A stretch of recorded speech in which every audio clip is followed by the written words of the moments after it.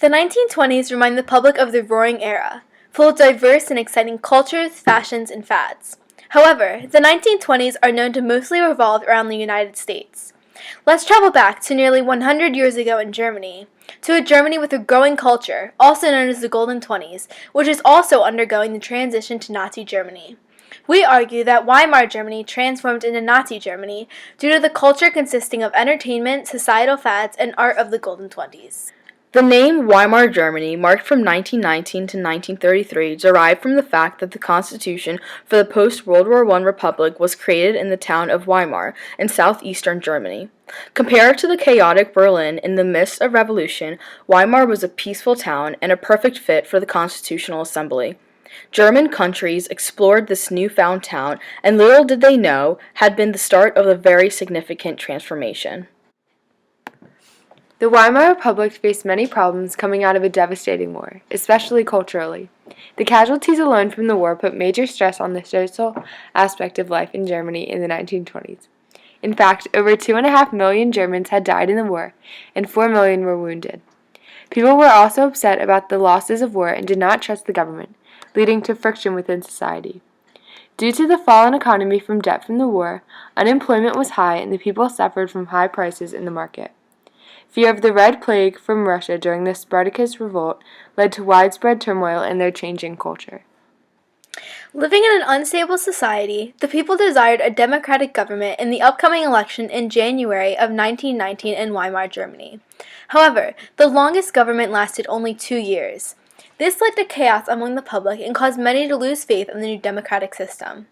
To make things even more severe, in 1921, the German currency became hyperinflated due to the invasion of the French in the Ruhr. Germany owed $6.6 billion to France, and as a result of failing to pay, French troops invaded Germany and shot civilians. Soon, a new form of authority would be introduced and raise Weimar out of chaos. In the dark days of 1923, a man by the name of Gustav Stresemann became chancellor. Eventually, his policies would improve Weimar, as well as society during Germany in the 1920s. Stresemann attempted to improve Germany's national standing with France and Great Britain in order to win back losses as a result of the Treaty of Versailles, 1919. Stresemann was very successful and was able to improve Germany financially in his short time in power. Now that we understand Germany's standing, let's see how the culture during the 1920s in Weimar led to Nazi Germany from 1933 to 1946. Coming out of a harmful World War I, the public desperately needed distraction. Art, films, and pieces of work flourished in the Golden Twenties of Weimar. Expressionism, the use of distortion and exaggeration in art for emotional effect, emerged during the 1920s in Germany. Let's explore all aspects of culture in Weimar Germany to see if they correlate to the progression of Nazi Germany. The German Expressionist movement evolved from Weimar due to the isolation it faced during World War I. The German government had banned foreign films. As a result, a demand for motion pictures were high.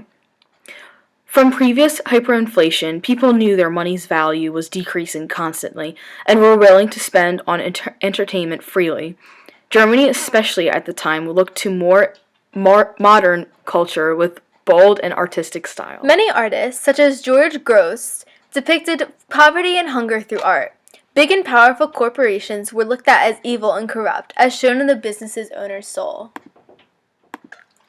Seeking cheap entertainment and escape from the flimsy economic and political situation, German Expressionism was most apparent in the film industry.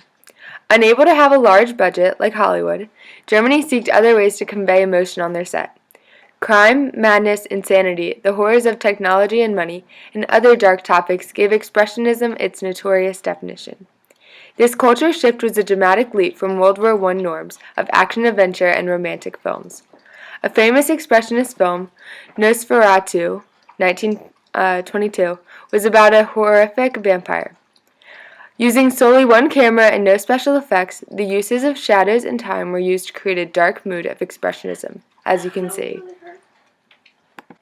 As you can see, through Otto Dix's paintings, many expressionistic artists distorted color, scale, and space to convey their strong feelings about what they saw. These feelings derive from war, and as a result, from 1915 onwards, German Expressionism became a bitter protest movement as well as a style of modern art. The depressing art derived from the people's want for a strong society in all aspects, a desire for a leader. The part of the Golden Twenties is a perfect example of this belief. The experience of war was crucial for the changing of the new woman. During the absence of men, women were responsible for filling their shoes in political situations or institutions. Article 1 of 9 of the Weimar Constitution of 1919 ushered in a period of female liberation with its establishment of the legal equality of gender relations, and post-war conditions in Germany were widely perceived as a period of gender disorder and societal destabilization. Women were commonly seen participating in social life, in sports, cinemas, dance halls, or on the busy streets of Weimar.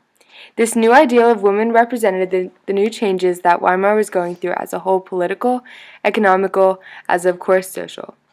These ideas were so controversial that they were almost always displayed in Weimar art to portray loud opinions that artists had about the position of the new woman. Talk among the people was dominated by two themes: sex and politics. Stories, jokes, songs, and dancing were laced with sexual innuendo. As the 1920s progressed, nudity became more common in public and open to expression. This led to where most German cabaret had topless dancers. Gay men, lesbians, and transvestites were expected to express their true sexuality, and they seized upon the liberality of the cabaret scene to openly display and discuss it.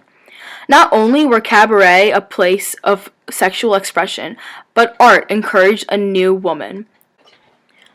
The new idea of masculine woman was used as a scapegoat for all the hard times Weimar was facing. These women were selfishly not starting families and therefore were closely linked to the declining birth rate, something that was seen as a major problem for the strength of the nation. Here is a woman shown smoking and drinking, something a lady wouldn't normally do. This is a sign of the culture of Germany changing rapidly in a state of confusion needing stability. There were many differing opinions on the new freedom and higher education of females. Companies were not ready to provide equal pay for men as well as women, but the war demanded women to be active participants in the workforce. Some people believed that the new woman was ridiculous because of their involvement in politics and feared that they were voting for conservative parties. From one primary source document by Arnold Zweig, he comments on art in Weimar during the 1920s. This present state of war, of revolution, sows the seeds of poetry, which finds open furrows everywhere. For talented people are everywhere today, and in those places where they are agile, affectable, and prolific enough. The era is a stallion of power. She has ripped bourgeoisie's safety and lameness out of the life of the individual. She has placed adventure in the middle of everyday life again, and, in doing so, has made the great novel and the great novella possible again. For this access is adventure. The adventure of a whole person, not only his soul and his reason. Cabarets, a very popular place to attend in the relaxed Weimar Germany, were halls or theaters where crowds of all ages and classes came together to witness variety shows which consisted of singers, dancers, acrobats, and comedians. Singers loosened up the audience and allowed the people to have fun together. Political and social satire consisting of criticism of government officials and political party leaders and gender conflict, clergy corruption, and homosexuality. For example, here is a primary source by Misha Spolyansky called It's All a Swindle. These cabarets were a place for the public to finally party and be carefree, as they were under such tight authoritarian rule during World War I. By 1929, Germany had reached a time of devastation. The stock market crash on October 29th of 1929 in the United States had an effect on Germany's economy. The country had been reliant on the U.S. for trading, loans, and other economical necessities. The unemployment rates had become staggeringly high, and the people had lost their trust in the failing government. In January of 1933, infamous Adolf Hitler, former army soldier from World War I, had been appointed German Chancellor. What his power would later do to German life would go down in history as one of the most evil acts of his time. Although the Nazi leaders had the desire to fix the country in ways that World War I had devastated it economically, they also felt the obligation to change Germany back to its original state, culturally. The government incorporated the values of family, race, and Volk, which meant people. This was evident in the ideal concept of the perfect German couple, which was stereotyped as blonde hair, blue-eyed, male and female, male-dominated relationship. In attempts to create this, Hitler had set up concentration camps to prison anyone who did not fit in his views. These camps had been filled with Jewish men, women, and children. Hitler was extremely particular and controlling dictator. Life was very strict and ruled in Nazi Germany. From Weimar Germany in 1919 to 1929, this was a time of very unstable society in all aspects. The government was never truly defined, the economy was weak due to hyperinflation in 1921, and these hard times coming out of World War I had struck uncertainty in the people of Germany. Throughout the 1920s, before Hitler in 1930, people started to find their own recovery since their country wasn't helping.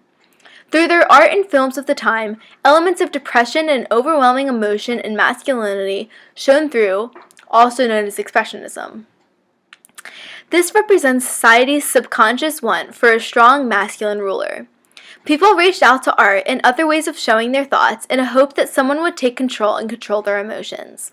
Hitler, notoriously known for being a controlling dictator, was in a way what the German people of 1920 had hoped for.